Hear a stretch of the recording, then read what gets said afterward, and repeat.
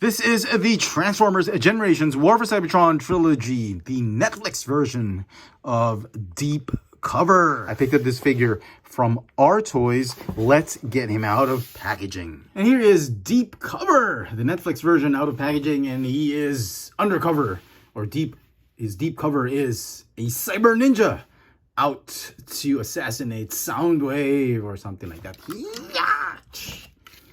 Anyway.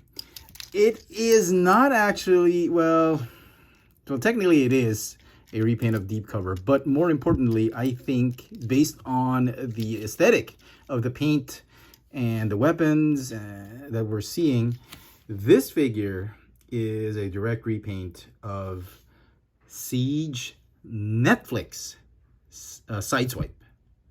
Because even the battle damage, it is identical to Sideswipe. I don't have that figure. I do apologize. I have the regular Siege Sideswipe, but not the Netflix version. But it looks like they've taken the same thing. Even the weapons, exactly the same weapons as Sideswipe. Now, speaking of the original Generation Select Deep Cover, here they are together. And as you can see, this Deep Cover has the Red Alert Blaster, as well as the Sideswipe weapons.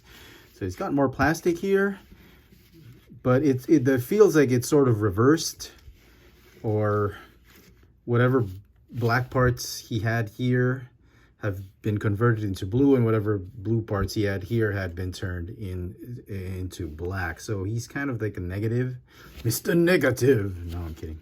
Like a negative version of this figure, and yet he has the paint apps of Sideswipe. So yeah, both look great. And to tell you honestly, I didn't think it was going to work, but the blue and gray actually works for this mold. I love this figure. I think it's probably one of the best renditions of this mold, but this one actually works. So transformation is exactly the same as Sideswipe, Red Alert, Tiger Track, you name it. So we're going to do it very swiftly, just for the benefit of those who have not seen the transformation of this mold.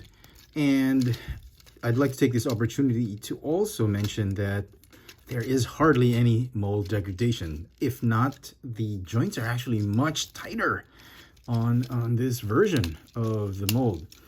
So tight that when you transform the, I guess this is the left foot, this one is easy to transform back into robot mode, but this one, oh my goodness, it's like you're gonna need like a pair of tweezers just so you don't break a nail, just to pull that foot out, which is ridiculous tight. I don't know, it's case-to-case basis, but it feels like when you're gonna fold it, it feels like you're gonna break it, but I'm sure it's just my copy of the figure. I'm sure your figure should be fine. You know me and my bad luck with Hasbro and Takara Tomy. So, okay.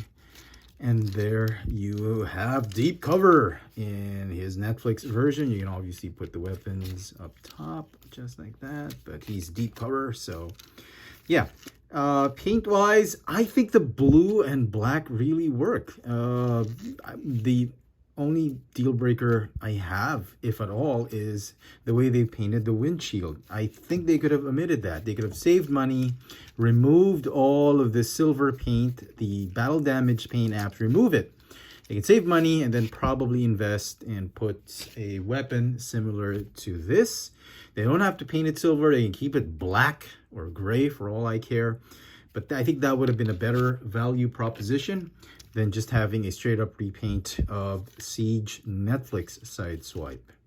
So joints are very tight, car still rolls very nicely, and yeah, nothing to complain about the figure except for the battle damage. But I'm just wondering why they did that, since Siege is over and we're already in Kingdom.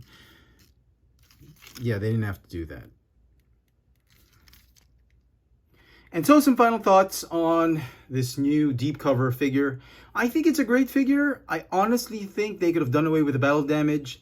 The whole plain blue, dominant blue with gray and silver, I think will work for this figure. It works amazingly well. It's sort of a deal breaker having that paint on the windshield for me, but if you have not picked up the original deep cover from Generation Selects, this is not a bad substitute. It's not accurate to the G1 colors, but it will work well on your shelf or in your Generations collection, considering the fact that the prices on these two figures are roughly the same, especially on the secondary market. You'll probably spend close to $30 just to acquire either one.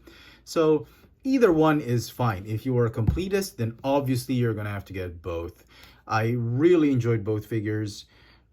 Amazingly, I enjoyed the blue one, the blue version as well, except for my comments about the battle damage paint apps. Let me know in the comment section what you think of this new deep cover for the Netflix version of the Transformers War for Cybertron trilogy. Is it something you think you can double dip into? Is it a pass? Hit me up in the comments, and as always, hit that notification bell so you never miss out on any of my latest video reviews. If it's your first time here, please subscribe. If you want to help the channel out, please check out my Patreon account. There's a link in the description box below. Thanks for watching.